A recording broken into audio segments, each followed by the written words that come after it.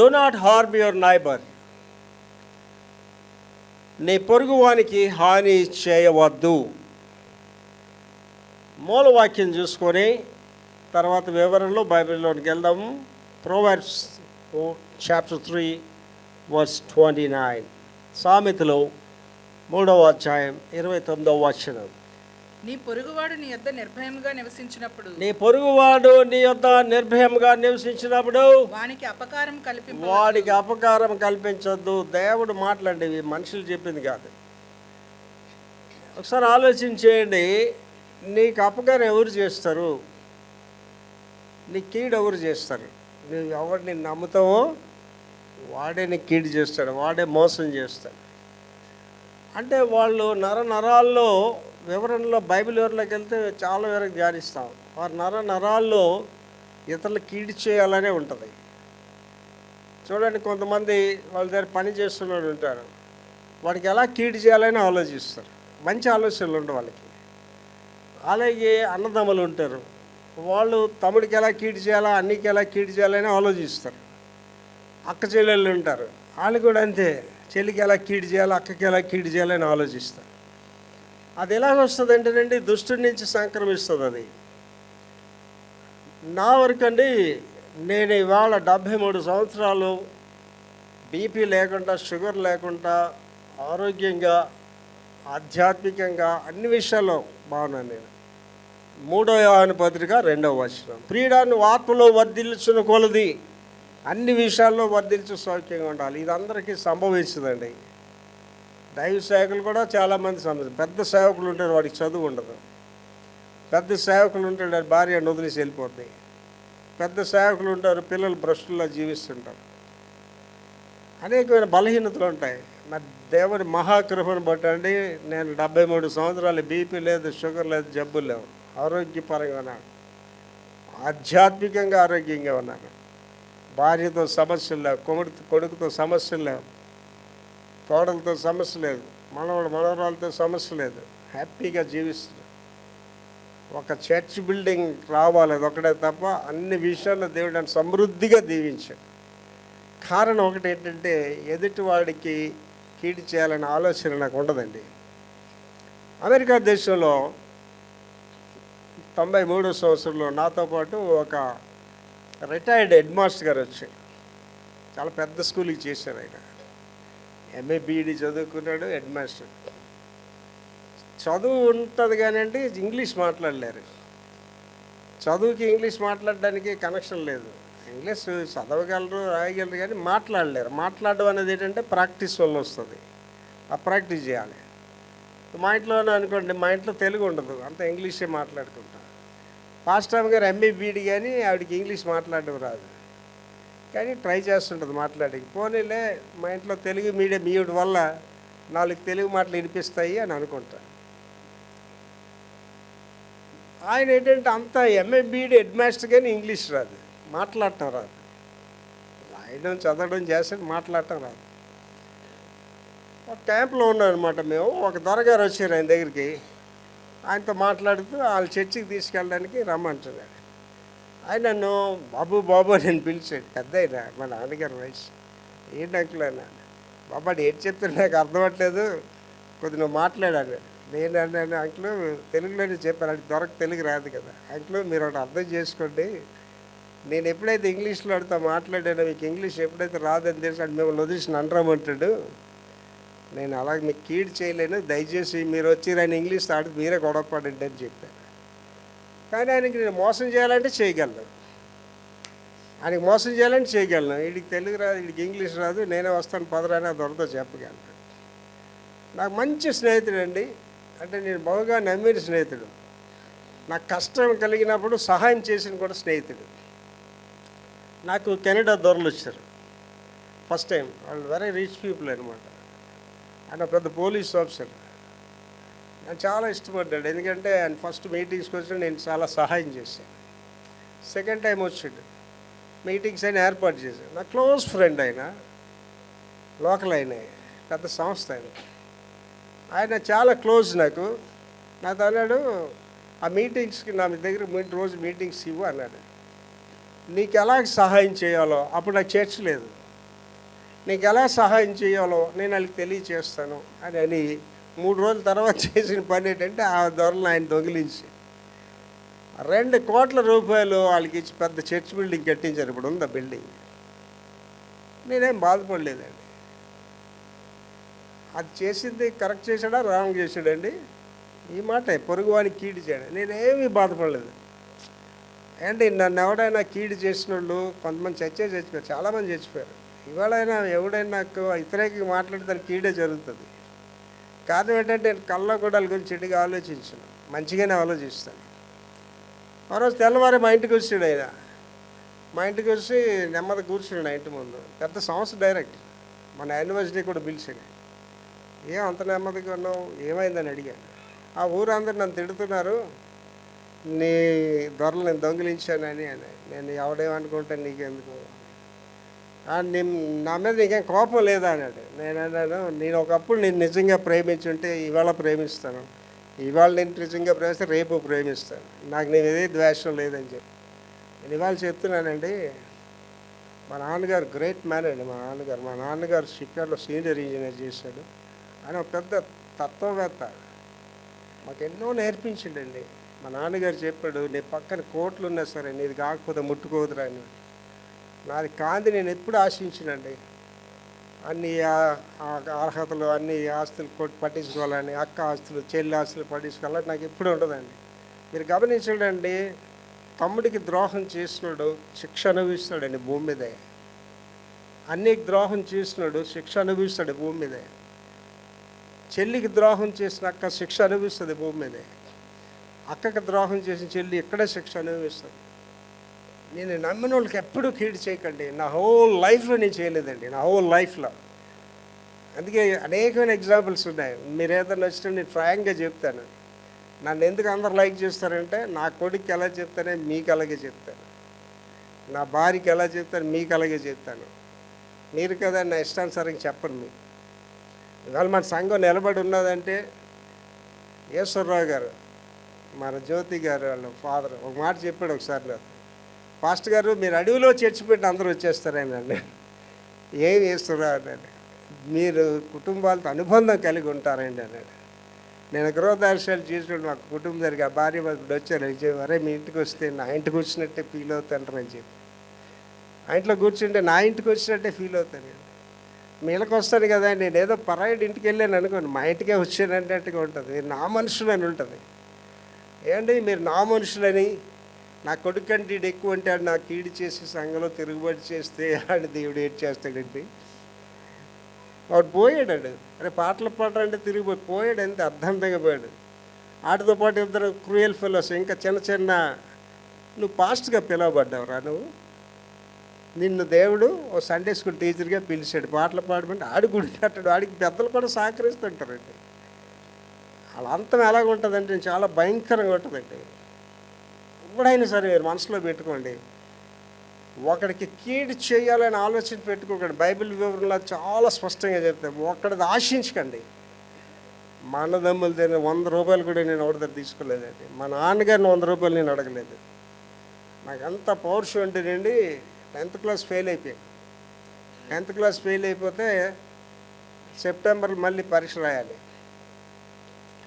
ఆ భోజనం చేసేటప్పుడు అండి మా నాన్నగారు రక్తం నాకు అందులో కనిపించదు. మొదలు మా నాన్నగారు షిప్యార్డ్లో కష్టపడి పని చేస్తే ఆయన రక్తం తినేస్తున్నాను అనిపించిందండి నాకు. ఇప్పటికీనండి ఒక్కడిది ఆశించనండి. పాస్టర్ గారిని చెప్పమనండి వాళ్ళ ఇంట్లో ఏదైనా ఆశించానని, వాళ్ళ ఇంట్లో భోజనం కూడా చేయనండి. మా అన్నదమ్ములు ఎవడో చెప్పలేడు, మా తమ్ముడు నా దగ్గర 100 రూపాయలు తీసుకుని చెప్పలేరండి. ఎవడు చెప్పలేడు ప్రపంచంలో. నేను ఎవరి దగ్గర అన్యాయంగా ఎప్పుడు నేను తీసుకోలేదండి. మన చర్చిలో చెప్తున్నాను, పేదవాళ్ళు డబ్బులు ఇస్తే నేను తీసుకోరండి. దేవుడు కానుకేయడం వేరు. పేదవాడు నాకు ఎవరు డబ్బులు ఇచ్చినా లోపల పెట్టరా, నీకు వారం రోజులు బజారు ఖర్చుకు వస్తుందని అని చెప్తే, ఎవరి దగ్గర అన్యాయం తీసుకోవడం నాకు ఇష్టం ఉండదండి. నేను బాగుండడానికి కారణం అదండి. అన్యాయం చేసిన వాళ్ళండి నరక యాతన పడుతుంటారండి. వాళ్ళకి శాంతి రాదు, వాళ్ళకి నరకయాతన పడుతుంటారు. ఎందుకు నేను ఇలా చేశానని బాధపడుతుంటారు. కానీ దానికి ఇంగ్లీష్లో మాట ఉంటుంది ఏంటంటే ఇర్రిపేరబుల్ డ్యామేజ్ అంటారు. అంటే ఆ నష్టాన్ని బాగు చేయలేము, అనుభవించాలంతే. ఆ తప్పు చేసిన వాళ్ళు అనుభవించాలంతే. పొరుగువానికి హాని చేయవద్దు. వివరణలు చూద్దామండి. నెంబర్ 1 చదువురా. నీ పొరుగువాడు నీ దగ్గర నమ్మకంతో నివసిస్తుండగా. పొరుగువాడు అంటే ఎవడండి? అన్నయ్యో, తమ్ముడో, అక్కో, చెల్లో, స్నేహితుడు, ఎవడో నీ దగ్గర నిర్భయంగా, నేను అనుభవాలు చెప్పాను కదా, నా స్నేహితుడు నాకు కష్టంలో ఉన్నప్పుడు సహాయం చేసుకొని ఆయన దగ్గర ఉన్నాను, కానీ లేకపోతే నాకు తెలియదని నేను చేసుకోడు. ఆయన నమ్మినందుకు ఏం చేశాడు? మోసం చేశాడు. మోసం చేసినందుకు ఇవాళ సేవే పాడైపోయిందండి, ఆరోగ్యమే పాడైపోయింది. నాకంటే 4 సంవత్సరాలు చిన్నాడు. అది ఎప్పుడు చేస్తాడు అన్నట్టు ఉందండి. విక్టర్ ప్రభాకర్ గ్రాఫ్ అలా పెరుగుతూనే ఉందండి. ఆడి దగ్గర 2 కోట్లు కొట్టించాడు, కానీ ఇప్పుడు నాకు దేవుడు 100 కోట్లు పంపిస్తున్నాడు. డబ్బు నేను అస్సలు లైక్ చేయనండి. I don't care money. Bishop ఎన్క్రోపరే చెప్తాడు, తమ్ముడు నువ్వు 2 లెక్క చేయవు తమ్ముడు అనేది. మనుషులు లెక్క చేయు, డబ్బుని లెక్క చేయమని. నా దగ్గర ఎవడని మర్యాదగా ఉండాలండి. నేను ఇంద్రుడి చంద్రుడు అంటే నా దగ్గర పనిచేయదాడు ఎవడైనా సరే. అలాగే డబ్బు అనే దానికి నన్ను ఎవడు డబ్బుతో కొనలేడండి. Nobody can buy me with money. దేవుడు నాకు 2 కృపావరాలు ఇచ్చాడండి. ఒకటి ఏంటంటే men pulling and money pulling. నేను ఒక్కసారి మీతో మాట్లాడితే మీరు నా వెనకాతలు వచ్చేస్తారు. డబ్బు నా దగ్గరికి అలాగ వస్తుంటుంది అంతే. వద్దు నాకు డబ్బు అంటే అది వస్తూనే ఉంటుంది నా దగ్గరికి. 2 వరాలు దేవుడు నాకు ఇచ్చాడు. దేవుడి కంటే గొప్పది ఏదైనా ఉందండి ఈ ప్రపంచంలో? ఏంటి వాళ్ళు ఆడిది పడేసుకొని ఈడిది పడేసుకొని పెద్దవాడిని ఏం అవ్వండి. దేవుని వాక్యం ఏం చెప్తుందండి? ఒకడు సర్వలోకము సంపాదించుకొని ప్రాణం పోగొట్టుకుంటే ఏం ప్రయోజనం? వాళ్ళు చెప్తారు కదా, నా స్నేహితుడు ఆయన గురించి ప్రార్థన చేస్తాను. ఆయన చేసిన తప్పు రికవర్ చేసుకోలేకపోతాడు. నాకులాగా ఎంతమందికి మోసాలు చేసాడు.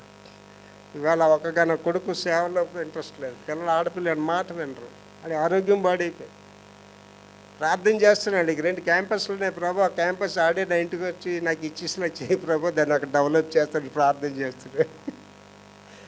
దేవునికి స్తోత్రం. ఎదుటి వాడికి నువ్వు కీడు చేయకపోతే నువ్వు బాగుంటావండి. బైబిల్లో ఉన్నాయి ఆ మాటలన్నీ ధ్యానిస్తావు. మళ్ళీ చదువురా. నీ పొరుగువాడు నీ దగ్గర నమ్మకంతో నివసిస్తుండగా. ఎవడైనా నీ దగ్గర నమ్మకంగా ఉండేటప్పుడు అతనికి హాని కలిగించేలా కుట్ర చేయాలి. నాకు ఒక నమ్మకాన్ని బంటున్నాడు ప్రపంచంలో, ఒక్కడే నాకు నమ్మకం. ఆడికి అంత మేలు చేస్తాను తెలుసండి. ఆడికి ఏం ఇవ్వాలని నేను వెనక ముందు ఆలోచించుకుంటూ ఇస్తాను. ఆడికి ఇంకా పెద్ద మేలులు చేయాలని నాకు ఉంటుంది.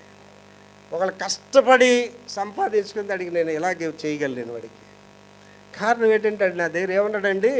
నమ్ముకొని ఉన్నాడు. ఎవరైనా నేను నమ్ముకొని ఉన్న వాళ్ళకి మోసం చేయొద్దు. తర్వాత మీ దగ్గర నివసించే వారి సున్నితత్వాన్ని గౌరవించండి. నీ దగ్గర నివసించే వారి సున్నితత్వాన్ని గౌరవించాలి. ఏంటంటే నమ్మి నీ దగ్గర ఉన్నాడంటే అర్థం ఏంటండి? నువ్వే సమస్తం అనుకుంటాడు అనమాట. హృదయాంతరంగా నీ నమ్ముతాడు. మా గురువు గారు, మా అన్నయ్య, మా అక్క అని ఉంటారు. వాళ్ళకి అన్యాయం చేయడం ఎంత ఘోరం, ఒకసారి ఆలోచించండి అది. తర్వాత సంబంధాలలో నిజాయితీని చాటి చెప్పండి. సంబంధాల్లో నిజాయితీని చాటి చెప్పాలి. సంబంధాలు అంటే భార్య భర్తల సంబంధాలు. భార్య భర్తకి నమ్మకంగా ఉండాలి, భర్త భార్యకి నమ్మకంగా ఉండాలి. ఆ నిజాయితీని చూపించాలండి. తర్వాత ఎవరి మీద పగ తీర్చుకోవద్దు లేదా ద్వేషం పెంచుకోవద్దు. ఈ 2 నేను సూటిగా పాటిస్తానండి. నేను ఎవరి మీద పగ తీసుకోండి, నేను కానీ ఎవరి మీద యాక్షన్ తీసుకోవాలంటే ఆయన ఎవడు కాపాడలేడండి. అంటే నేను గొప్పవాడని చెప్పుకోవట్లేదు. నేను ఒకడి మీద యాక్షన్ తీసుకుంటే ఆయన ఎవడు సీఎం కూడా కాపాడలేడండి. అంత పవర్ ఉంది నా దగ్గర. అన్నిటికంటే అతీతం దేవుని శక్తి ఉంది నా దగ్గర. చదవా. ఎవరి మీద పగ తీర్చుకోవద్దు. పగ అనేది పెట్టుకోకండి. ఆవిడ పగ పెట్టుకున్నావంటే నువ్వు నాశనం అయిపోతావు. ఫస్ట్ ఎవరిలో పగ ఉంటుందో వాడు నాశనం అయిపోతావు. తర్వాత ద్వేషం అనేది ఉండడానికి వీల్లేదండి. అండి మీరు అందరూ ఒకటి గమనించుకోండి. మైకులు ఉన్న వాళ్ళు కూడా చెప్తాను, ఏ కర్రకి అగ్గుంటే ఆ కర్ర. వాళ్ళ గురించి మీరు ఏం బాధపడి వాడు ఎంత మోసం చేసాడు, అప్పుడు ఎంత చేసి ఏమనుకోండి. నేను అసలు పట్టించేవాడు. నా ద్రోహులు ఎదురైతే చక్కగా పలకరిస్తాను, నవ్వుతూ పలకరిస్తాను. వాడికి ఇంకా బాధ, వాడికి నవ్వుతూ పలకరిస్తే ఇంకా బాధపడిపోతుంటాడు. తర్వాత నీ పొరుగు వారిని నిన్ను వల్లే ప్రేమించు. నిన్ను వాళ్ళే నీ పొరుగు వాడిని ప్రేమించడం అంటే అర్థం ఏంటంటే నువ్వు బాగుండాలి, ఆడు బాగుండాలని కోరుకో. నీ కుటుంబం బాగుండాలి, ఆ కుటుంబం బాగుండాలని కోరుకో. నీ కూతురు బాగుండాలంటే ఆడు కూతురు బాగుండాలని కోరుకో. నీ కొడుకు బాగుండాలంటే ఆడు కొడుకు బాగుండాలని కోరుకో. అది నిన్ను వాళ్ళే నీ పొరుగు వాడిని ప్రేమించడం అంటే. తర్వాత దుష్ట ఆలోచనలు చేసే హృదయము ప్రభువుకు అసహ్యకరమైనది. దుష్ట ఆలోచనలు ఎవడు చేస్తాడు? ఆడికి దేవుడు ఎక్కియాడు. అసహ్యుడండి. God don't like that fellows.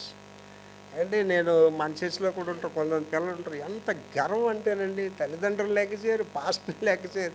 నేను ఆ పిల్లల్ని చూసి అలాగ అనుకుంటాను. దాని భవిష్యత్తు ఏంటో దానికి తెలియదు, కానీ నాకు కనిపిస్తుంటుంది. దాని భవిష్యత్తు అంటే నిత్య నరకమే దానికి. అంటే అహంకారం ఎందుకు ఉంటుంది కూడా నాకు అర్థం కాదు కొంతమందికి. ఏంటి తెలుగులో ఒక సాయంత్రం ఉంటుంది, కురిపి ఎందుకు పుట్టాడు అంటే స్వరూపాలను ఎక్కిరించడం పుట్టాడు. కొంతమందికి అహంకారం. నీ అందం నీకు అహంకారం కాదు తల్లి, నీ అందమే నిన్ను నాశనం చేస్తుంది.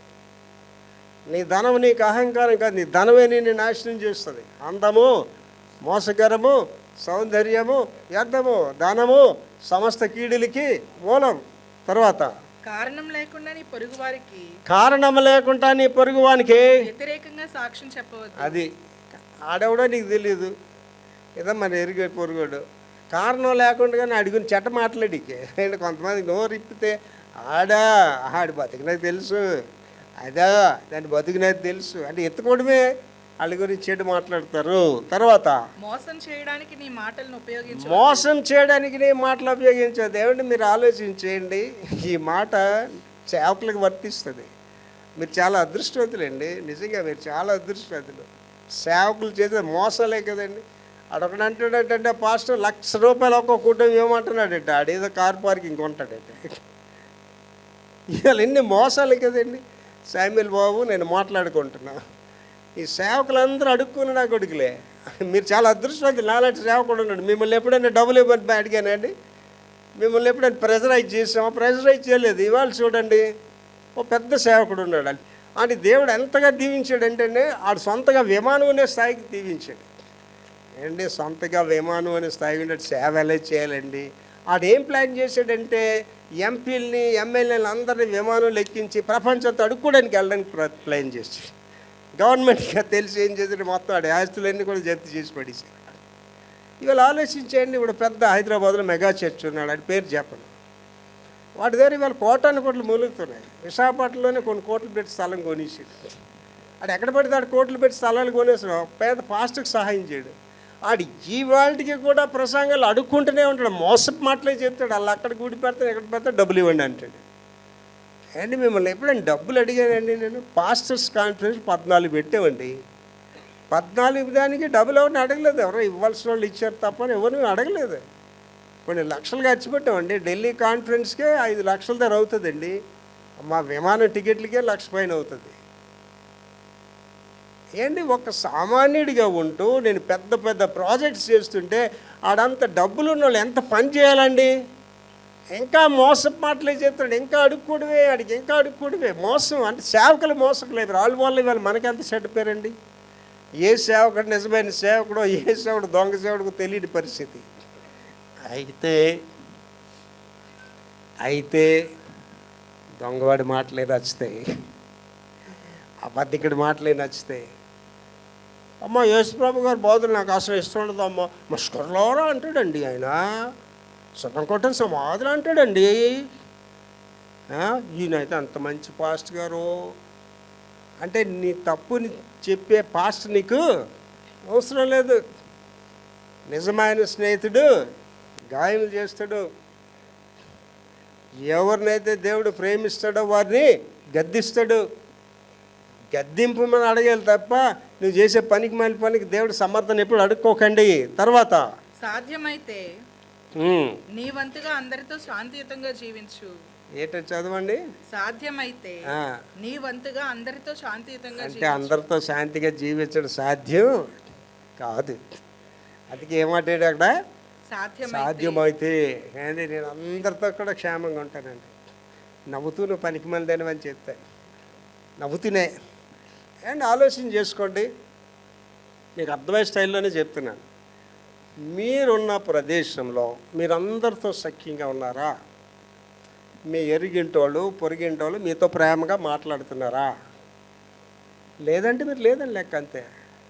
నేను ఇరిగింటోళ్ళు పొరిగింటోళ్ళు ఎరగింటోళ్ళు అందరితో సఖ్యంగా ఉంటాను, అందరినీ ప్రేమిస్తాను. నాకు విరోధి ఎవడు లేడు, నేను అందరికీ విరోధినే, నాకు ఎవడు విరోధి లేడు. అంటే అక్కడ ఏమన్నాడంటే సాధ్యమైతే సఖ్యంగా ఉండండి. లాస్ట్ అందులో నీ దగ్గర నమ్మకంతో నివసించే పొరుగువానికి నీ దగ్గర నమ్మకంతో నివసించే పొరుగువానికి హాని తలపెట్టవద్దు. ఎప్పుడు హాని తలపెట్టద్దు. ఎటువంటి కారణం లేకుండా ఎటువంటి కారణం లేకుండా ఎవరిపైన నిందలు వేయకండి. నీతిమంతుడు విషయమును దాస్తాడు. మీరు ఎప్పుడు ఒకరి గురించి చెడు మాట్లాడకండి. చాలా జాగ్రత్తగా ఉండాలండి మన జీవితంలో. You should be very careful. చదవం లాస్ట్ది. ఎటువంటి కారణం లేకుండా ఎవరిపైన నింద వేయవద్దు. నిందలు వేయకండి దయచేసి. ఎదుటాడి మీద నింద వేస్తేనండి నీకు వస్తుంది ఆ నింద. ఎదుటాడు కూతురు తప్పుగా మాట్లాడితే నీ కూతురు తప్పుగా మాట్లాడు. ఎదుటాడు కొడుకుని తప్పుగా మాట్లాడి నీకు తప్పుగా మాట్లాడి. నేను ఎవరి గురించి చెడు చెప్పనండి. పనికి మాలిన కూడా నాకు తెలిసినంత వరకు ఆడు చాలా మంచివాడు అని చెప్తాను. చాలా జాగ్రత్తగా ఆలోచన చేసుకోవాలండి. ఎప్పుడు ఒకరి గురించి మీరు చెడు మాట్లాడవద్దు. బైబిల్ వివరణలోకి వెళ్తున్నామండి. పొరుగు వానికి అపకారము చేయవద్దు. ఇందాక చదివిన మూలవాక్యం ప్రొవర్బ్స్ 3:29. నీ పొరుగువాడు నీ యొద్ద నిర్భయంగా నివసించినప్పుడు నీ పొరుగువాడు నీ దగ్గర నిర్భయంగా ఉన్నప్పుడు వానికి అపకారం వాడికి అపకారం తలంచొద్దండి. అంటే ఎప్పుడు కూడా మీరు మనసులో పెట్టుకోండి. లోకానుసార్లు చిన్నప్పుడు పద్యాలు ఉండే, మరి మీకు ఉన్నాయి లేదా? అపకారిక నపకారము నెపమెన్నక చేయి వాడే నేర్పరిసుమతి. వాడు అపకారం చేసాడు కానీ వాడికి ఉపకారమే చేయి. నా జీవితంలోనండి అపకారం చేసిన ఉపకారం చేయి. పాస్టర్ గారి మీద రాంగ్ కంప్లైంట్ ఇచ్చిన హెచ్ఎం దాన్ని ఓడబిగిస్తారు. తర్వాత దానికి మళ్ళీ నేను సహాయం చేసి మళ్ళీ దాన్ని హెచ్ఎంగా పెట్టాను. నా దగ్గరికి ఎవడు వచ్చిన శత్రువు వచ్చినా వాడికి సహాయం చేస్తానండి. దేవుని వాక్యం ఏం చెప్తుందంటే నీవు చేయగలిగిన స్థితిలో ఉన్నప్పుడు ఎవడొచ్చిన వాడికి సహాయం చేయమని చెప్తాను. నాకు ఎనిమిస్ వాడు లేడు, శత్రువు వాడు లేడు. తర్వాత అండి చాలా ఇంపార్టెంట్, చాలా జాగ్రత్తగా వినండి ఈ మాట. మోసపు క్రియల యోచన. మోసపు క్రియల యోచన. మీకా 2వ అధ్యాయం 1, 2, 3 వచనాలు. మంచముల మీద పరుండి. చాలా జాగ్రత్తగా ఇది అండర్లైన్స్ కూడా చేసుకోండి. మీకా 2వ అధ్యాయం 1, 2, 3 వచనాలు. ఇది చాలా ఇంపార్టెంట్ అండి. ఇక్కడ మీకు నా మైక్లో ఉన్న ప్రపంచానికి కూడా. మంచముల మీద పరుండి, మంచాల మీద పరుండి మోసపు క్రియలు యోచించచ్చు. ఆ మంచం మీద పడుకొని ఏంటి ఆలోచిస్తారంటండి? మోసపు క్రియలు. అంటే చాలా మంది చూడండి పడుకొని అలా తీక్షణంగా ఆలోచిస్తుంటారు.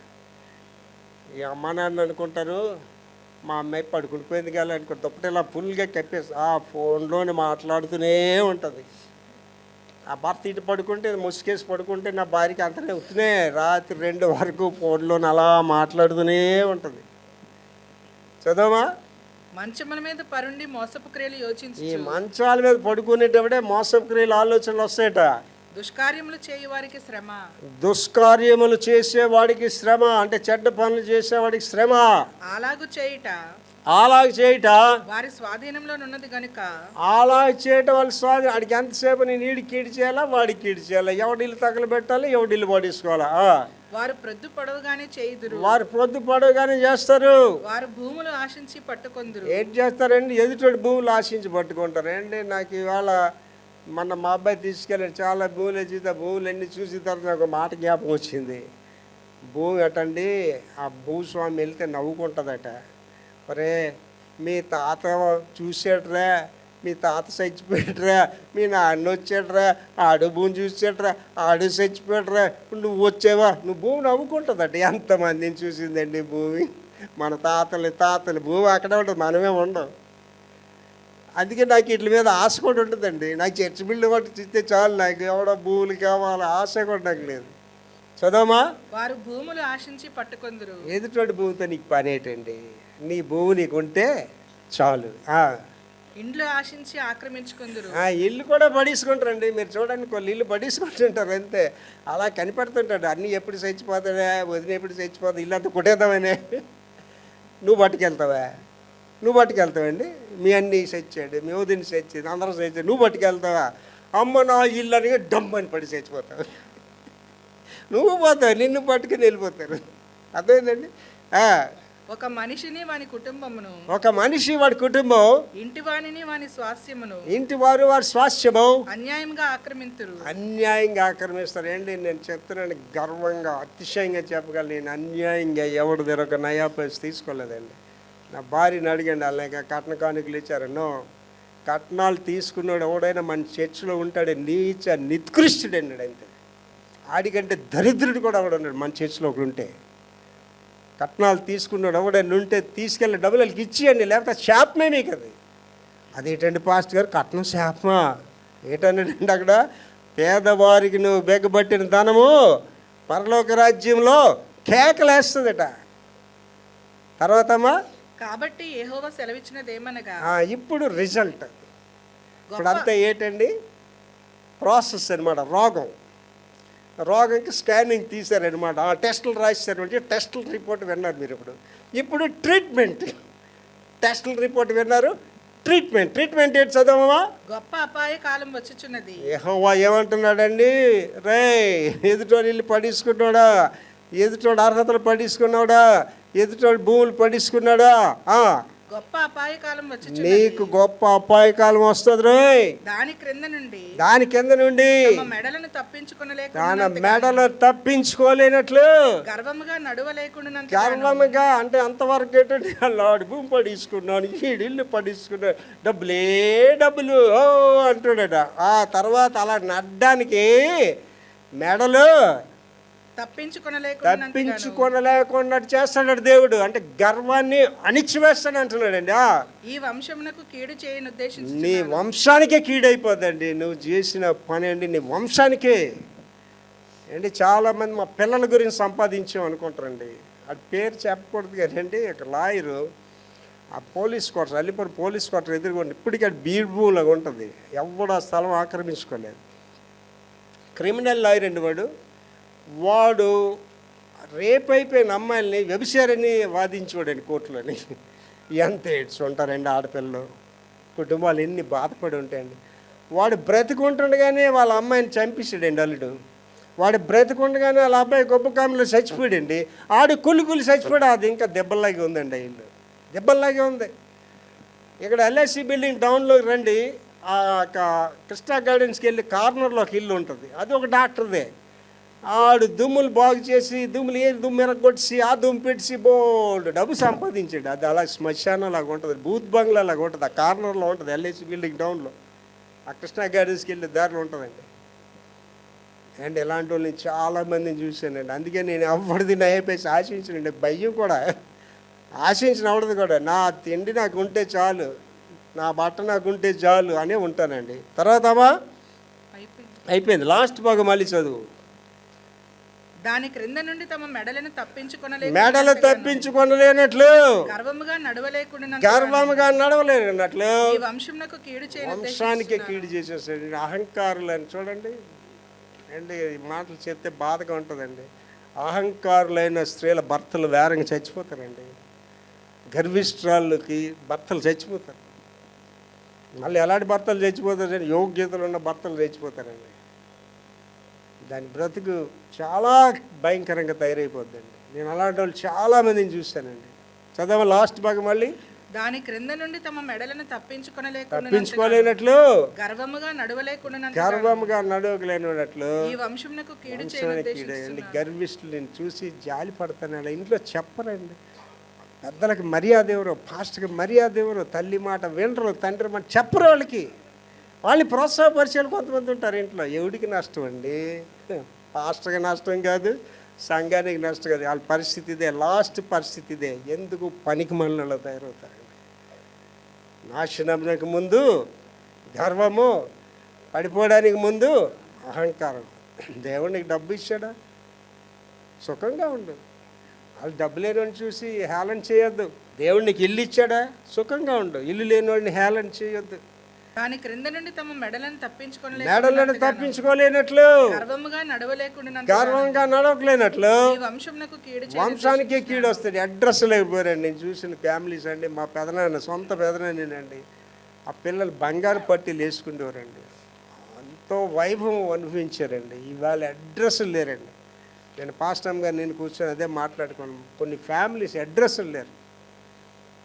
అంటే అహంకారం నిన్ను బాగు చేయదండి. నాశనం నాకు ముందు గర్వము, పడిపోవడానికి ముందు అహంకారం. దేవుడు నేను దీవించాడు, దట్స్ ఫైన్, మంచిదే, అనేకులకు దీవెనకరంగా ఉంది. కానీ గర్వ మాట్లాడవద్దు, డంబముగా ప్రవర్తించవద్దు, కీడుకు ప్రతి కీడు చేయవద్దు.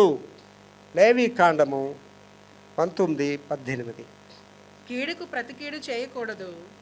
కీడుకు ప్రతి కీడు చేయొద్దు. ఆడు నన్ను ఇలాగ అన్నాడు, నేను ఇలా చేస్తాను అంటే కొంతమంది మాట్లాడతారు కదా, ఏమే నువ్వు అనే మాటలు నల్లగుండెల్లో ఉన్నాయి, అంత వేరంగా మర్చిపోతానా? ఏం చేస్తారండి వాళ్ళు? కీడుకి ప్రతి కీడు చేస్తారు. మళ్ళీ చదువురా. కీడుకు ప్రతి కీడు చేయకూడదు. కీడు చేసిన వాడికి ప్రతి కీడు చేయొద్దు.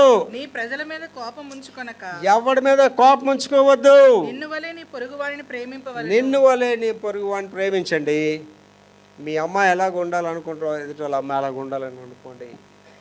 మీ అబ్బాయి ఎలాగ ఉండాలో ఎదుటి వాళ్ళ అబ్బాయి అలాగ ఉండాలనుకోండి. ఆవిడకంటే ఎక్కువ కాదండి. ఇప్పుడు మరి నా కొడుకు గురించి ఆవిడకంటే ఎక్కువ కాదు. వాడు సామాన్యుడి కంటే నా కొడుకు ఎక్కువ కాదండి. చెప్పాలి పిల్లలకి అది. తర్వాత మోసపు మాటలు వద్దు. ఈ లోకమే మోసంతో ఉంది. ప్రొవర్బ్స్ 24:28, సామెతలు 24:28.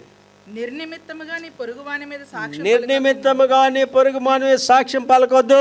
ఈ పెదవులతో మోసపు మాటలు ఈ పెదవులతో మోసపు మాటలు చెప్పొద్దు. ఈ రెండు నేను సిన్సియర్గా పాటిస్తానండి. మళ్ళీ చదువుతాలి. నిర్నిమిత్తముగా నీ పొరుగు వాని మీద సాక్ష్యం అంటే పలుకు. కారణం లేకుండా వాళ్ళ మీద దొంగ సాక్ష్యాలు చెప్పొద్దు. నీ పెదవులతో మోసపు మాటలు ఈ చెప్పవచ్చు. పెదాలతో మోసపు మాటలు ఆడకండి. తర్వాత పొరుగువానితో ప్రేమ. రోమన్స్ చాప్టర్ 13:10, రోమాపత్రిక 13:10. ప్రేమ పొరుగువానికి కీడు చేయదు గనుక ఎక్కడైతే ప్రేమ ఉంటుందో అది పొరుగువాడు కీడు చేయదండి. ప్రేమ కలిగి ఉండుట ధర్మశాస్త్రమును నెరవేర్చుటే. ప్రేమ ఉంటే మనం ఎవడ కీడు చేయమండి. ప్రేమ పొరుగువానికి కీడు చేయదు గనుక. ప్రేమ నీకుంటే ఎదుటి కీడు ఎందుకు చేస్తావండి? ప్రేమ ఉంటే నీ తమ్ముడు కీడు చేస్తావా? ప్రేమ ఉంటే నీ అన్ని కీడు చేస్తావా? ప్రేమ ఉంటే నీ అక్క కీడు చేస్తావా? ప్రేమ ఉంటే నీ చెల్లి కీడు చేస్తావా? ప్రేమ ఉన్నట్టుగా నువ్వేం చేస్తున్నావు? నటిస్తున్నావు. నీ నటన నిన్నే మోసం చేస్తుంది. దుర్యాలోచన, అబద్ధ ప్రమాణము వద్దు. జకర్యా 8:17, జకర్యా 8:17. దుర్యాలోచన, అబద్ధ ప్రమాణము వద్దు. తన పొరుగువాని మీద ఎవడను దుర్యోచన యోచింపకూడదు. ఎవడ కూడా నీ పొరుగువాడి మీద చెడు ఆలోచనలు పెట్టుకోవద్దు. అబద్ధ ప్రమాణము చేయని ఇష్టపడకూడదు. అబద్ధ ప్రమాణం చేయడానికి ఇష్టపడద్దు. ఇవన్నీ నాకు అసహ్యములు. ఇవన్నీ నాకు అసహ్యాలని ఇదే యెహోవా వాక్కు. దేవుడు చెప్తున్నాడు. దేవుడికి అసహ్యమైనవండి. ఏంటి దేవుడికి అసహ్యమైన? చదవండి.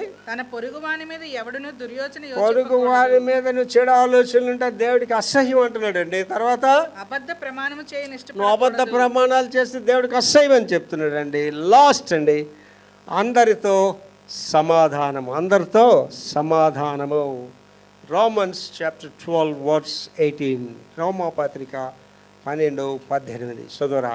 శక్యమైతే మీ చేతనైనంత మట్టుకు సమస్త మనుషులతో సమాధానంగా ఉండండి. రైట్. ఇందాక ధ్యానించా. అందరితో సమాధానంగా ఉండడం మంచిది. ఏమన్నాడండి? చదువు మళ్ళీ. శక్యమైతే అంటే అర్థం ఏంటి? సఖ్యము కాదు. It's not possible. సఖ్యం కాదు. అందుకేమన్నాడు? సఖ్యం అయితే మీ చేతనైనంత మట్టుకు. ఆ చేతనైనంటే అది సఖ్యం కాదు. చేతకాయని పని కూడా అది. సఖ్యం అయితే నీ చేతనైన మట్టుకు సమస్త మనుషులతో సమాధానంగా అందరితో ఉండండి. సమాధానం అంటే కష్టమా సులువా? చాలా కష్టం అండి. ఆడ పనికి మాలినాడు అండి. మీరు ఎంత మాట్లాడినా మీ మీద తిరగబడుతుంటాడు. అని ఎంత ప్రేమించినా మీకు చెడే మాట్లాడతాడు. వాడికి మేలు చేయాలనుకుంటే మీకు కీడే చేస్తుంటాడు. మా నాన్నగారు చిన్నప్పుడు ఒక కథ చెప్పాడు. ఒకడు వెళ్ళిపోతున్నాడు దారి మధ్యలో, విలేజ్లో. ఆ చిన్న కొలంలో తేలు కొట్టుమిట్టు ఆడుతుందట. అయ్యా బాబాయ్ తేలిని కాపాడదామని ఇలా దోసిపెట్టి ఆ తేలిని ఇలా తీయడానికి వెళ్తే ఆ తేలి వచ్చి కొట్టడానికి ట్రై చేస్తుంది. ఈడేమో దానికి కాపాడడానికి ట్రై చేస్తుంటే అది కొట్టడానికి ట్రై చేస్తుంది. మనుషులు అలాగే ఉంటాడండి. చాలా హైలీ ఇంపాసిబుల్. అందుకేమన్నాడండి? సఖ్యమైతే. సఖ్యమైతే. నా గురించి ఎవరైనా అడిగితే మీరు ఏం సాక్ష్యం చెప్తారా? మా పాస్టర్ గారు గసురుతారు కానీ చాలా మంచి ఆయన అండి. ఆయన గద్దిస్తాడు కానీ చాలా ప్రేమిస్తాడండి. మా ఇంటికి ఎన్నో సహాయాలు చేసేదండి అని చెప్తారండి. వాళ్ళందరూ గమనించుకొని తల్లి, నువ్వు అనుకుంటున్నావు నిన్ను ఎవరు చూడలేదని. నువ్వు అనుకుంటున్నావు నిన్ను ఎవరు అందరూ నేను గమనిస్తారు. నువ్వు ఎలా మాట్లాడుతున్నావు, నువ్వు ఎలా ప్రవర్తిస్తున్నావు, నువ్వు ఎలా నడుస్తున్నావు, నువ్వు మనుషులతో ఎలాగో అన్నీ గమనిస్తారండి. వాళ్ళు ఏం చెప్పరండి. టైం వస్తుంది కదా. కర్ర వంపు పొయ్యి తీర్చును. ఈ గర్విష్ట ఆడవాళ్ళందరికీ, గర్విష్ట భాగాలకి అంది టైం డిసైడ్ చేస్తుంది. ఆ టైం వచ్చినప్పుడు నీతో ఎవడు ఉండడండి, నీ గురించి ఒక్కరూ మంచి మాట చెప్పరండి. ఆ పరిస్థితి కల్పించుకోవద్దండి. టైటిల్ ఏంటమ్మా? నీ పొరుగు వానికి హాని చేయవద్దు. Last verse చదవమా? శక్యమైతే సాధ్యమైతే మీ చేతనైనంత మట్టుకు నీ చేతనైనంత మటుకు సమస్త మనుషులతో సమాధానంగా అందరితో ఉండండి. సమాధానంగా ఉండండి. ప్రార్థన చేసుకుందాం. కళ్ళు మూసుకోండి. మహాపురుషుడు తండ్రి యేసునేనా, ఈవేళ ఈ మెసేజ్ నాకు, ఇక్కడ ఉన్న అందరికీ, ప్రపంచానికి ప్రభువా, ఈవేళ చాలామంది వాళ్ళు తెలియక అజ్ఞానంతో ఇతరులు కీడు చేసి వాళ్ళు కీడు అనుభవిస్తున్నారు ప్రభువా. అది మీకు అసహ్యం అని చెప్తున్నారు ప్రభువా మీరు. కనుక అందరితో సమాధానంగా ఉండే కృప నాకు మాకందరికీ దయచేయమని యేసు పరిశుద్ధ నామములో వేడుకుంటున్నాం తండ్రి. ఆమేన్.